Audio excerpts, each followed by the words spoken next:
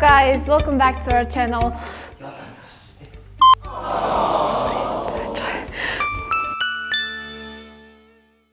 Сайн бацгаана залуусаа энэ өдрийн мэндийг хүргэе. Yolo News-ийн шинэ болон хүрэхэд бэлэн болсон байна.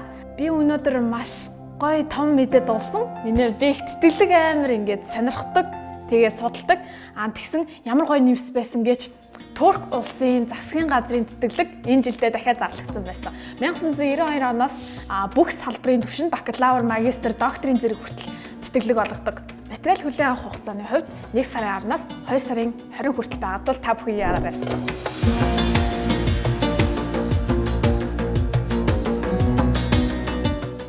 Хөгжим, чийл, найз сонирхдаг хүмүүсийн анхаарал 1 сарын 19-ний яг 7 оны дундуур айгүй гоё чийл үдшиж болох гэж байгаа.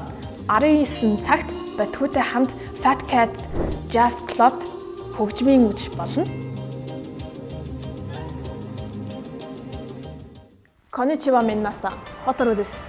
За, ямар ньюс гарч ирэх гэж байгааг та бараг гадарсан баг. J-pop соёлын өдөрлөг 2 сарын 26-нд 12 цагаас 8 цагийн хооронд корпоративтэл болно.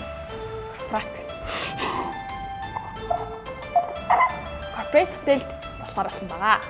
Энэ жил Япон-Монгол улсын хоорондох дипломат харилцаа тогтоосон 50 жилийн ой болж байгаа. Тэгээд Япон pop соёлын өдөрлөг нь энэ жилдээ 10 дахь удаага зохион байгуулагдана. Бонус байгаа шүү дээ. Тийм үү? Сая саналаа. Тийм. Бас нэг бонус нь Kitsune cosplay team өнөөдөр энэ жил 6 нас хүрж байгаа. Энэ гайхалтай ивент хаана болох вэ гэхээр Pyramid Event Hall 1 сарын 23-ны 12 цагт болно. Өнөөдрийн Yolo News болон та бүхэн таалагдсан гэдэгт маш итгэлтэй байна. Тэгээд дараагийн дугаарт уулзтлаа. Түр баяртай. Дахиад эхлэхгүй болъё.